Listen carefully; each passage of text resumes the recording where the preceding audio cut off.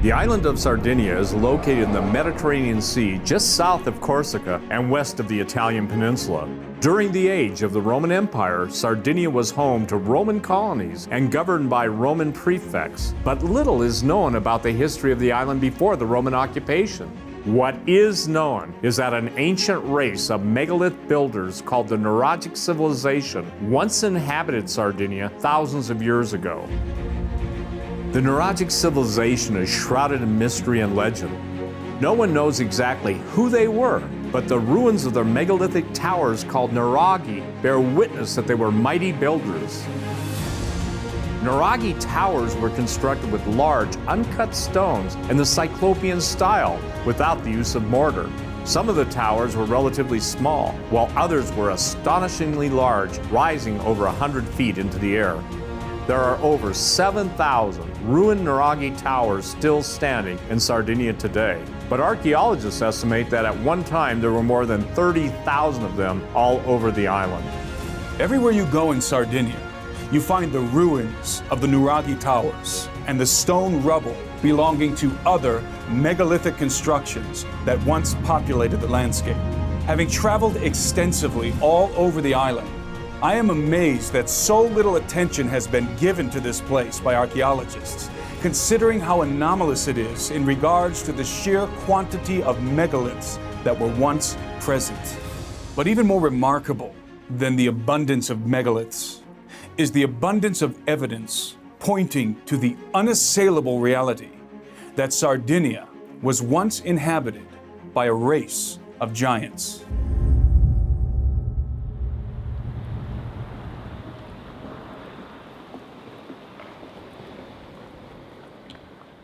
Originally, there were apparently 30,000 Nuragi all over the island. Now the estimation of the Nuragi is approximately 7,000 to 8,000 around Sardinia. These towers were the expression of the megalithic architecture, which is also called Cyclopean. The legends mention Cyclops who built these megalithic structures around the island. They might have been very impressive and imposing in those times, because when the Nuragi were first built, the single tower could reach even 28-30 meters height.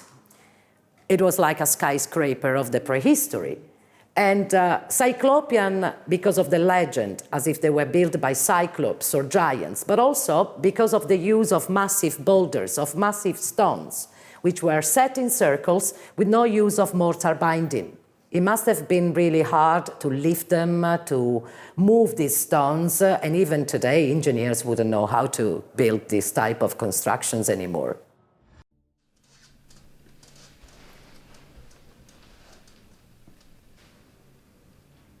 My name is Luigi Muscas. I am 53 years old and I live in Poli Albarei. I've been immersed in the ancient history of the giants of Sardinia ever since I was a little boy.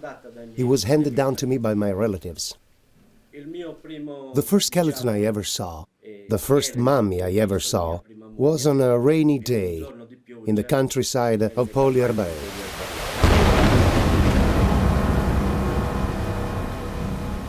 I was out grazing my father's sheep in the fields near the ancient ruins, when suddenly it started to rain. I got caught in a violent thunderstorm. I looked for a shelter among the ruins to get out of the rain, and I found a small stone doorway leading into a megalithic tomb buried in a hillside. When I crawled inside of it, I found the body of a dead giant. He was huge, more than 10 feet long. He was mummified and well preserved. His skin was the same color as mine. He had all his teeth. None one of them was missing. I counted them. There were 32. I wasn't even surprised to find him there. It only confirmed what my relatives had always told me. We were the descendants of the giants. He had a huge head. His legs were this thick. And there was still skin covering the whole body. And even the tendons were still there. The tendons connecting to the fingers. I told my friend about it, and we came back together to play with the giant. We used to joke around with his fingers and make them move by pulling on the tendons in his arm. We had fun pretending he was still alive. We played with the giants for a couple of weeks, until they took him away. This is one of the alleged tombs that giant bodies were discovered in. In fact, this whole side of this hill overlooking the town of Pauli Albare had tombs embedded into it. This particular tomb here is the tomb in which Luigi saw his first giant when he was a boy. Luigi says the head of the giant was here, facing the sun, facing the east, and the feet of the giant went underneath. This used to be a structure with a roof, a sarcophagus, and it's been filled in with dirt. So in other words, what we're standing on now was not the bottom of the tomb by any means. It went much further down, and it was large enough for Luigi and his friend to get down into it when they were children. So it has been purposely filled in with dirt, so you can no longer access whatever's inside of this tomb. We're going to measure this just so that you can see that it also is certainly large enough to fit the body of a giant. Remembering that we're basically measuring the top of what was the roof of this sarcophagus. So it doesn't necessarily give us the accurate measurement. It would have been larger within, but we can show that definitely it was large enough to accommodate the body that Luigi found. From where the head of the giant would have been positioned to this rock face, which is not the bottom of the sarcophagus, but the top of the sarcophagus. Luigi tells us that the feet of this particular giant extended down underneath this stone, which was the roof. We have a measurement of well over 11 feet. As you can clearly see, this is all that remains. These ruins were left because I stopped the excavators. They wanted to plant trees, like those trees over there. They wanted to destroy everything. The tombs, the pyramid, the other step pyramid over there, and part of the nuraghi. They wanted to destroy all of this, to plant trees and provide work for the youth. But it was just an excuse to cover up this history. So that day I was eating, and I felt compelled to leave my house and rush up here. I didn't know why I was coming, but it happens like that for me. When I feel I have to go, I go. And so I drove here with my car. I was speeding like crazy to get up here. When I got here, I stopped the excavators who were destroying everything. I told them, stop, and they stopped. They were under specific orders from the authorities to get rid of everything, because these are the last ruins of this lost city, of this history, and they wanted to eliminate it so that nothing would be left. I've seen many times now the attempt by different governments, different organizations to cover up certain artifacts or certain megalithic sites by simply obscuring the view, in most cases by planting trees, either around or in front of the objects that they don't really want people to be looking at. In this case, Luigi can personally testify to the fact that these trees right around this area where these tombs of the giants are were purposely planted in rows with the expressed objective to hide what is here from the view of the villages below. Basically, it's a way of saying there's nothing to see here, don't pay attention to this, and certainly no tourists come to this particular spot. Nobody's here, ever. In fact, there's fences all around here that are broken down to keep people out. These also used to be tombs equivalent to the ones we've already filmed. There were at least 2 or 3 here in this row. So there were dozens of tombs right in this area, right along this hill.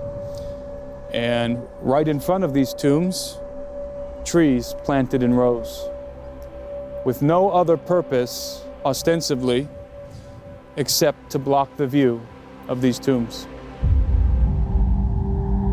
I spent a considerable amount of time on that hillside, overlooking the village of Pauli Arbare, inspecting what remained of the megalithic edifices that once stood there before they were intentionally broken to pieces by heavy machinery.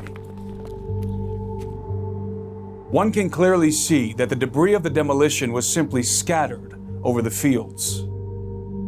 It is evident that at one time in the distant past, dozens of tombs were constructed in an east-west orientation between two pyramidal structures and a nuraghe tower. What I find very intriguing is that the pyramids seem to have been covered in quartz. A layer of crystallized quartz is still plastered on the exterior of many of the megalithic blocks. The presence of such regal monuments indicates that the deceased entombed between them must have been men of renown. We also measured several ruined graves that were configured in a north-south orientation in front of the tombs. They were all over 11 feet long and certainly spacious enough to accommodate the dead bodies of 10-foot-tall giants, consistent with Luigi's descriptions of the mummified corpses that once occupied them. It's very likely, so we're told, that the bodies that were placed in these particular tombs, the giant bodies, the mummified bodies, are in fact still here. We're fairly confident that if we were to bring shovels up here and start digging, we would probably be arrested.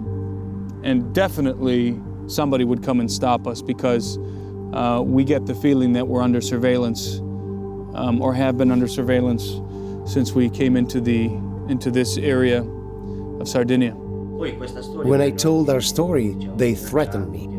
They said they were going to shoot me and my family. We are continuously monitored. While we were filming around Pauli Arbare, one of the town officials pulled up in his car and was watching us from a distance with a look of consternation on his face. He made a cell phone call before driving away. As soon as we got up to the hillside where the tombs are, a helicopter appeared on the horizon and hovered around the area until we left. So this is one of the two different examples of the giant tombs we have in Sardinia. You have two different tombs. This one has a huge stele with a little fake door. And then you have the gallery or corridor. The body was inhumate, which means it was buried underneath, and it was buried first. Then the monument, the tomb, was built on top, once the body had already been buried.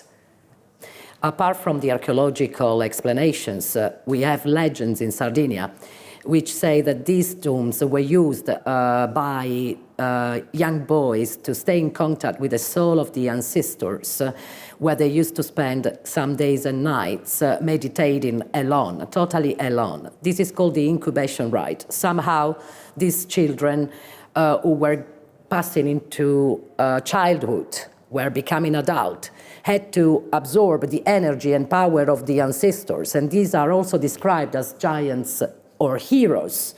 So we know that in legend there's always some truth. And even if the door looks small, we assume that the body of the person buried inside the tomb was buried first on a ditch, and then the monument was built on top. So it's not that the body was placed inside the tomb after the building was constructed, the other way around. So the interior of these tombs was not necessarily built to house a body, but most likely the body would have been buried beneath the tomb, and the aperture inside of the tomb was used for young boys during a rite of passage ceremony. Exactly. They would crawl into the opening, and then they would sit down in the gallery to absorb the might, the power of the mighty ones that are buried beneath them. To become braver and to become more stronger and to become adult. Because those who were buried in these tombs, the entities Had that were some buried in powers. these tombs, were Yeah. heroes, were mighty ones. Yeah, they were the bravest.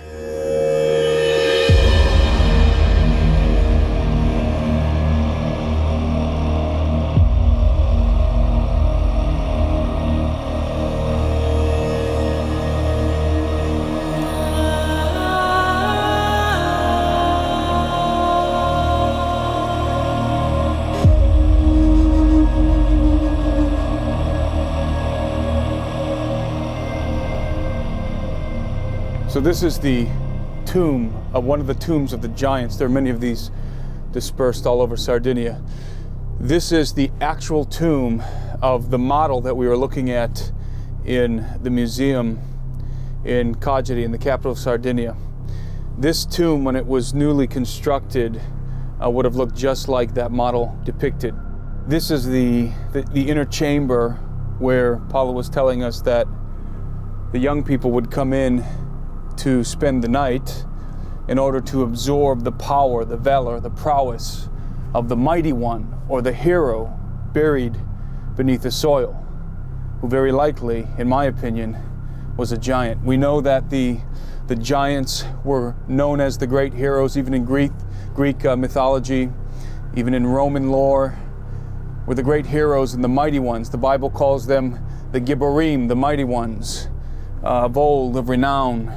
And those are exactly the kind of entities that were buried here beneath the soil, beneath these graves, these megalithic structures.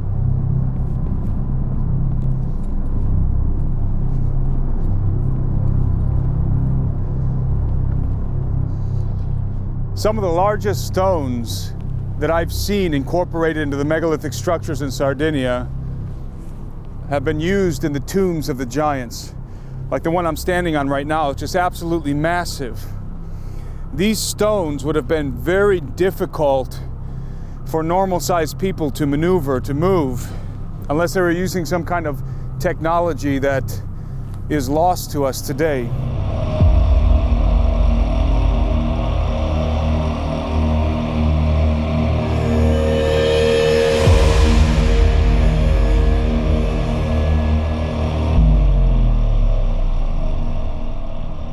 The tombs of the giants provide us with an important clue regarding the origin of the Nuragic culture. Giants were considered to be the sons of the gods, the mighty men, and the heroes of old who had divine blood coursing through their veins. So the worship of the giants and the enshrinement of their dead bodies was a common theme in the ancient world, especially among the Canaanites.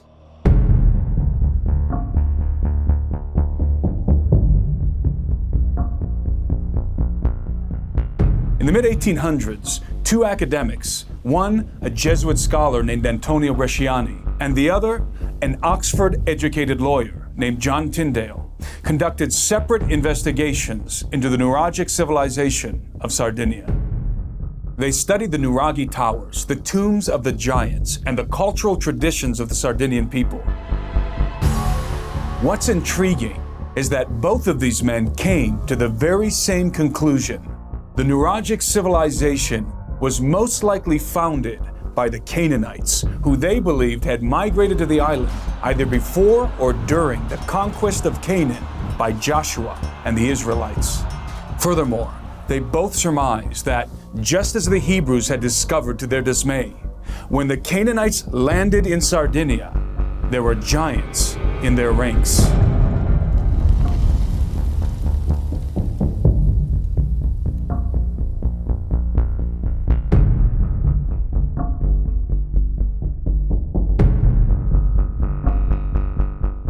The Jesuit scholar Antonio Bresciani wrote extensively about the origins of the Sardinian culture and its connection to the Canaanites, who the Greeks called Phoenicians.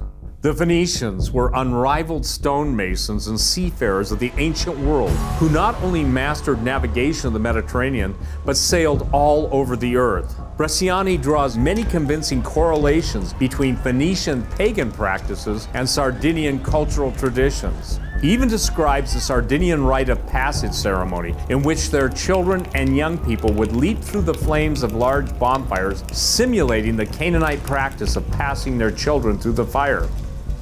In its most gruesome adaptation, babies and small children were literally fed the smoldering statue of the god Molech, who was depicted as a hybrid with the body of a man and a bull's head. The half-man, half-bull motif of Molech appears prominently in the statues and figurines of the Nuragic culture. Even the tombs of the giants are configured in the shape of a bull's head, invoking the strong bulls of Bashan, mentioned in Psalm 22. And Og, the giant king of Bashan, last of the Rephaim in Canaan, whose bedstead was over 13.5 feet long. There is compelling evidence all over Sardinia indicating that it was once inhabited by a Canaanitish race with Mesopotamian roots. There is even an ancient ziggurat on the island called Monte da Codi, complete with a monolith and sacrificial stone. It is the only ziggurat ever discovered in the Mediterranean and is archetypical to those found throughout the Middle East.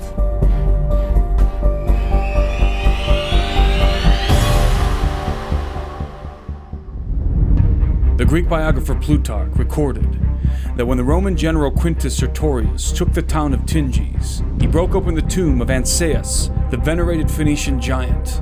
Plutarch describes the general's reaction to what he discovered inside. But great was his surprise when he beheld a body 60 cubits long. He immediately offered sacrifices and closed up the tomb, which added greatly to the respect and reputation it had before. What makes Plutarch's account even more fascinating is that near the town of Tinges, stone pillars had been erected by the Phoenicians, emblazoned with the inscription, "We are the Canaanites who fled before the face of Joshua the robber, the son of Nun."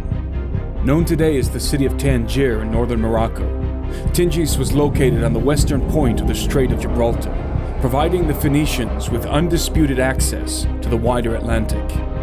A ship sailing precisely due west from the port at Tangier across the Atlantic Ocean would arrive in the Gulf of St. Lawrence.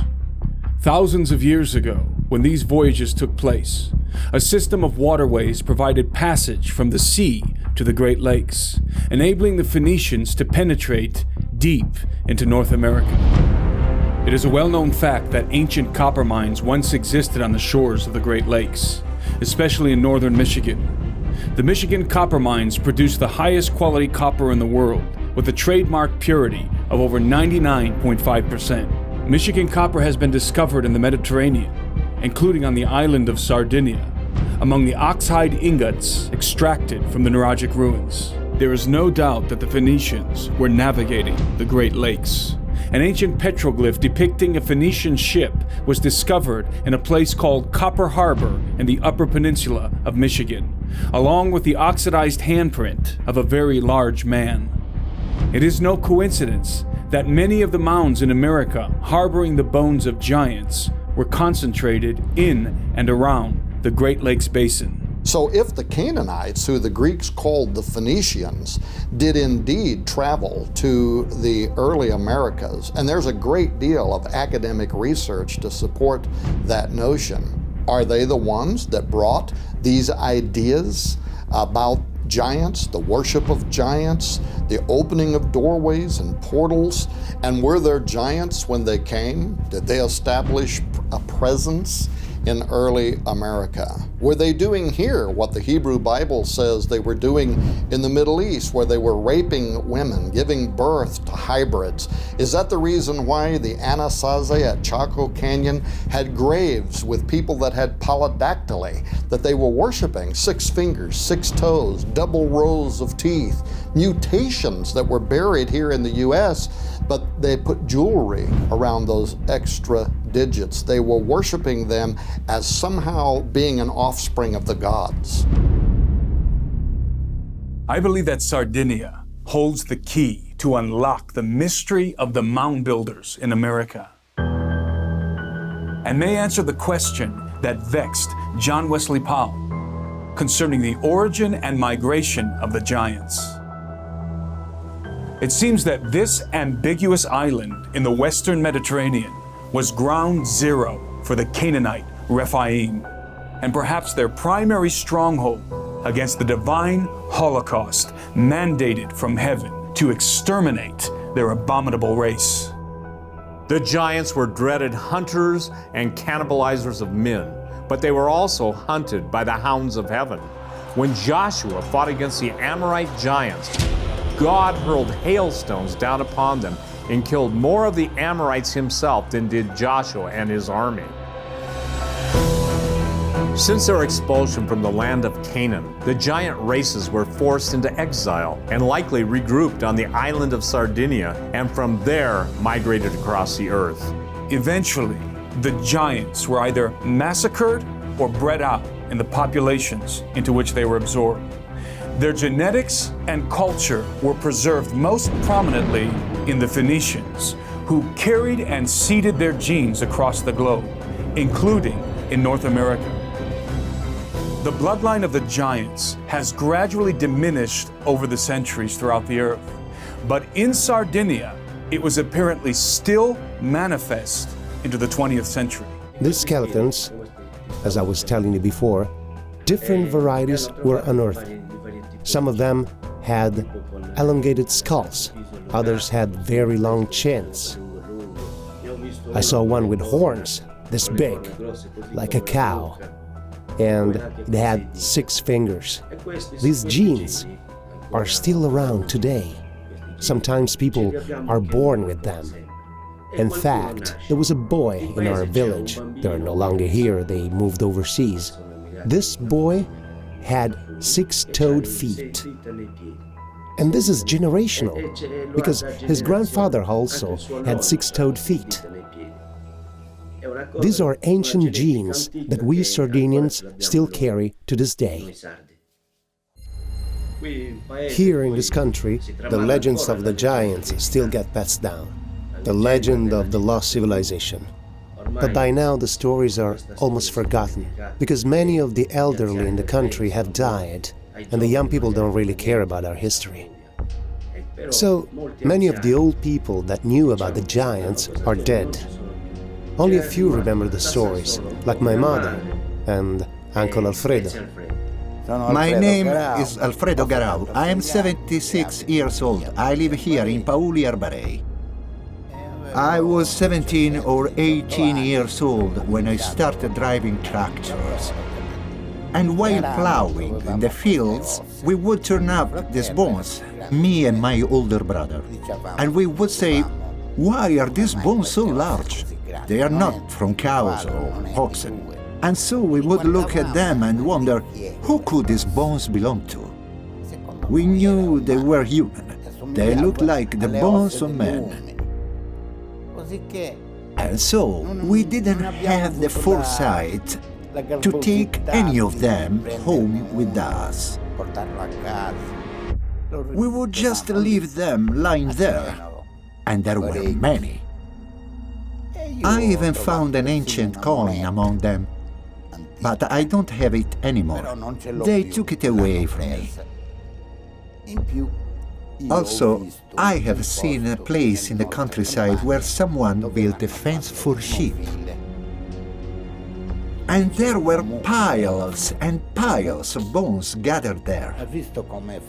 You know how they tie bundles of wheat? They put them in piles like that. There were a lot of them. A lot.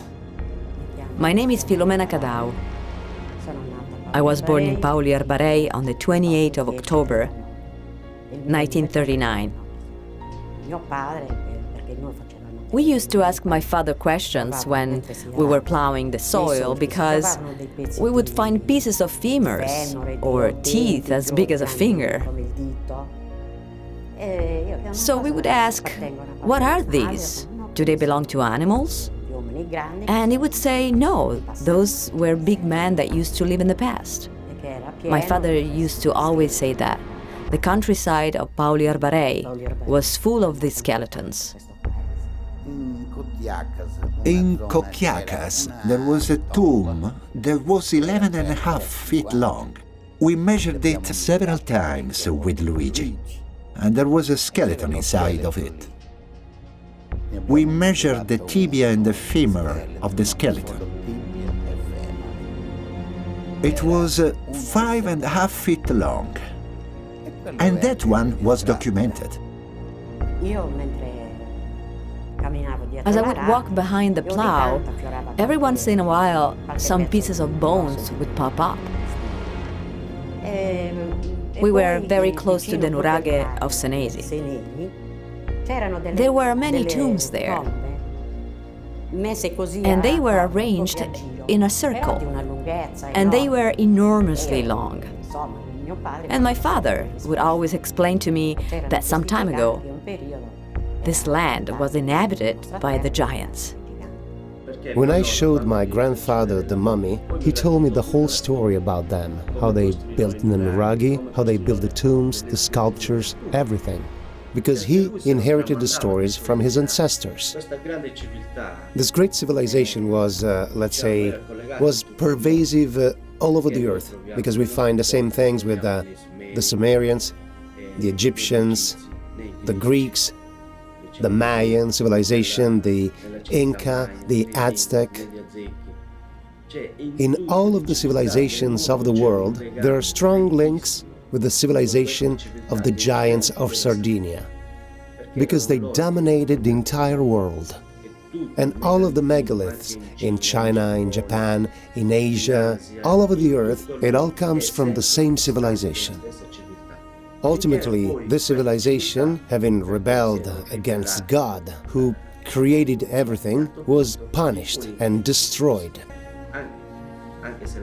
The official story does not tell the truth. But if anyone wants to dig, they can still unearth this history inside the nuraghe, the pyramids and the temples. The seeds to replant this great civilization are still there. So we are in Barumini, at the archaeological site of Sunuragi, which is a UNESCO site. It is one of the largest nuraghe complex of the island, and it's been excavated deeply in the 50s. Just before it was excavated and investigated, the site looked like one of the many hills which characterize the scenery and the landscape of this interior of the island, of the region called Marmilla. Underneath the mud, the earth of these hills, there are other archaeological sites. In all likelihood, nuraghe, these megalithic buildings of the island.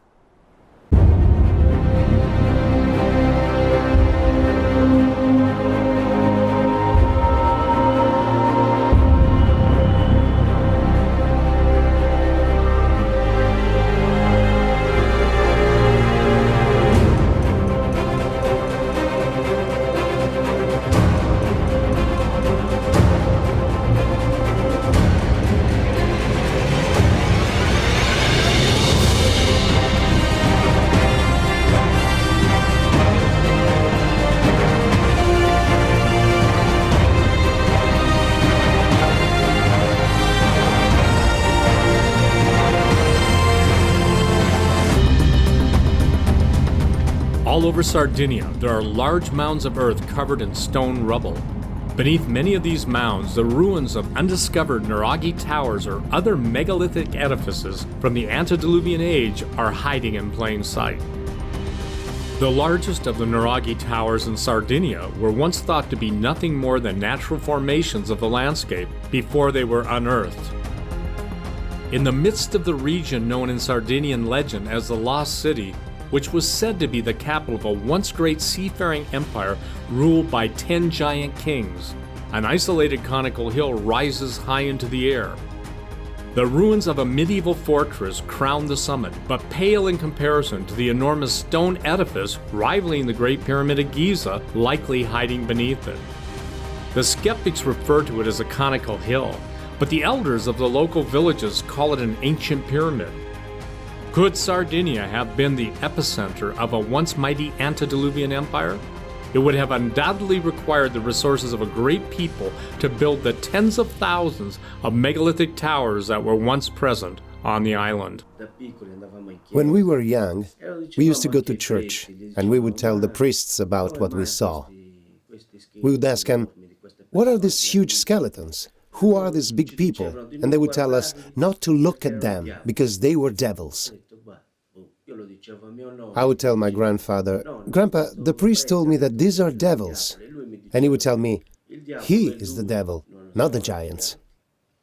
So whenever we would find these things, they would tell us to leave them alone because they were devils. In fact, they burned the bones, but they were too large to be completely consumed, so they would gather them in piles, and then big trucks would come and take them away because we didn't really care. We didn't know where they took them, but when they came with the trucks, they would load them with the bones and haul them away. But we don't know where they went, and since there were thousands and thousands of them, they probably burned them in a foundry or something, because where else could they put them? So they would make these skeletons disappear. And the church was always involved, because they didn't want people talking. They didn't want people talking about it. Some of these individuals cited a particular excavation conducted in the early 80s beneath the small church of Santa Anastasia in the village of Sardara. One of the men involved in the excavation during its latter years agreed to a brief rendezvous in the streets of Sardara.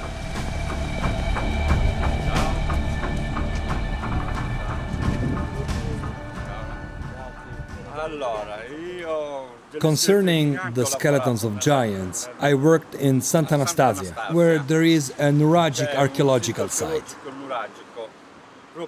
I personally excavated 2 skeletons that were more than 10 feet tall.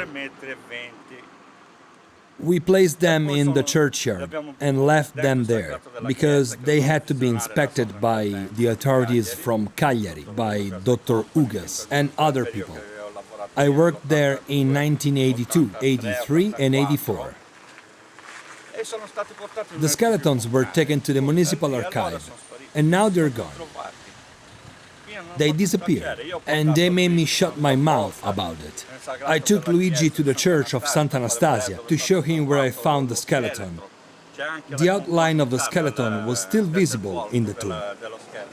But they make you shut your mouth about it. They don't let you say anything. I'm not crazy. I've seen these things. I personally handled the bones. The femur was this high. This part was like this high. They were like us, just taller, over 10 feet tall or so, with big heads, big hands, big feet, long femurs. Their hips were bigger. They were proportionally double our size. For example, I'm 5 feet tall. They were 10 feet tall. You understand? Does the government of Sardinia know that there used to be a race of giants living on this island, in your opinion? Le autorità in Sardegna lo sanno dell'esistenza di una razza di giganti che vive qui? Yes, in my opinion, they know. I think they know, and they are covering everything up. When I worked for the municipality of Sardara, I worked there for 1 year, for 6 months, and then for another 6 months the following year. I found skeletons, I found artifacts, bronze statues, discovered the first nails made of bronze. And those were taken too, but I was able to get them back. But the skeletons of the giants are gone. Nobody knows what happened to them. In my opinion, the authorities from Cagliari are behind this. The church is also involved. Something is going on. The Masons are always involved. I think it's the Masons, the Illuminati, whoever they are. The Masons have the cash, so they hide everything. We have to just keep our mouths shut, you understand? So if I talk about it, or he talks about it, or someone else, we are just a few. They think we are crazy.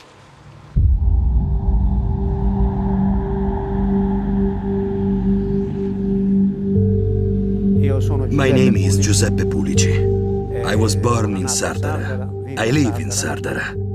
And I worked on the excavations of Santa Anastasia in Sardara. I was hired by the municipality of Sardara in 1979, 80 and 81. I was paid by the municipality of Sardara, and I used to work there for 3 or 4 months at a time, and I found skeletons of various dimensions. Some of the skeletons were giants.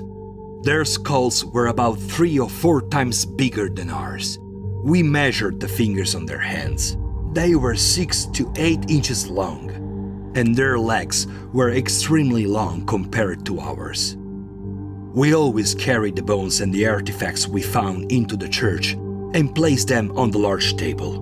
We worked in the early morning until about 1 o'clock in the afternoon, and after we left, someone would come and take everything away. All the bones we found there belonged to humans. We found many of them scattered around, which had decomposed or fallen apart over time. The bones were everywhere. I found a really big skull that was almost totally intact. It just had a small crack on one side, and part of the spinal cord was still attached to it. In fact, my wife was out there with me that day. She helped me carry that big skull into the church. We placed it on the table with the rest of the artifacts. When we came back the next day, it was gone. Besides all of this, I also found some lens tips, some earrings, some pearls, some bronze statues, some bars made of bronze, earrings, and many other things. There were also huge plates and cups similar to what we use for coffee, for example. But they were enormous.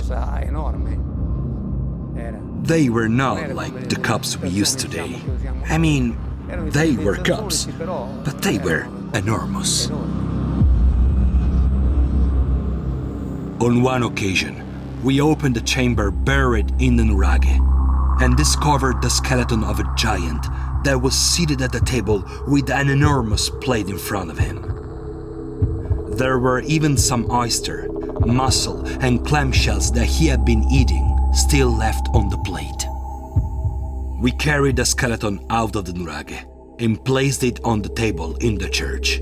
And like usual, someone came during the night and took it away. We were finding so many bones and artifacts in that nuraghe that we were running out of space in the church.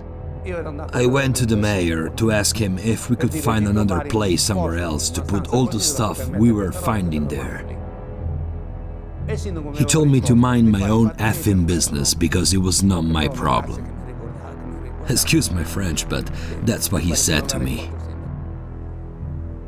I'm Agos Vittorio, born on the 8th of January 1924. I live in Dolianova. Have you ever seen any giants? I've seen a dead one. Where? He was buried in the ground. As we were digging, we found the body of a dead person. And it was very long, incredibly long. It was as long as from where I'm sitting to the TV over there. It was incredibly big. Was it really so big? For sure, it was huge. I said to my friend, let's see if it's a woman because it might have rings or jewels. Did he have any rings or jewels then? No, nothing at all. But I know that in the past, when I was a boy, some of my employers found golden earrings near the place where I found the skeleton. In that area. In the same area? In the same area. That area, it's called Santa Lucia, near Sardinia. The bones were everywhere. I think there are more still buried out there.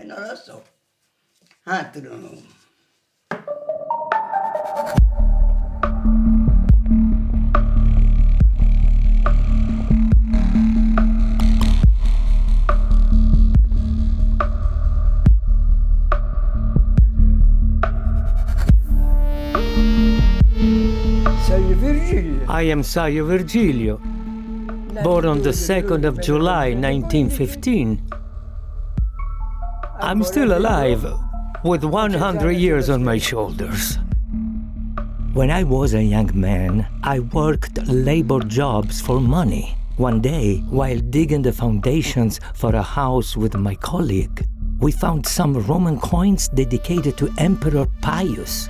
When we dug deeper, we unearthed a sarcophagus with a large stone lid. The lid was very heavy and difficult to remove, but eventually we managed to lift it off with our picks. When we opened the sarcophagus, we were shocked to find the corpse of a giant. It was dressed in a black garment. Its bones were very long and its head was enormous. It was definitely supernatural, not human. It was incredibly large. We couldn't believe our eyes. I told my other colleagues about it and they started saying, "Uncle Virgilio dug up a corpse. He dug up a giant corpse." They went to tell the priest about it, and the priest came quickly. When he arrived, I was examining the Roman coins with the inscription of Marcus Pius, and the priest said, "I'll take those. Give them to me. I have to take those coins to the regional council in Cagliari." So we asked the priest, what are we supposed to do with the skeleton? And he said, break it into pieces and bury it under the foundation of the house. And that's what we did. We buried it under the foundation. We also found some giants buried near the Albaggiara Nuraghe. We were working for Natale Puscedo in his vineyards near the Nuraghe. There were several other workers with me. We were using plows and spades because we didn't have tractors in those days. The bones of giants were everywhere in that field. We found more than 20 skeletons of giants buried one on top of the other in cross configurations.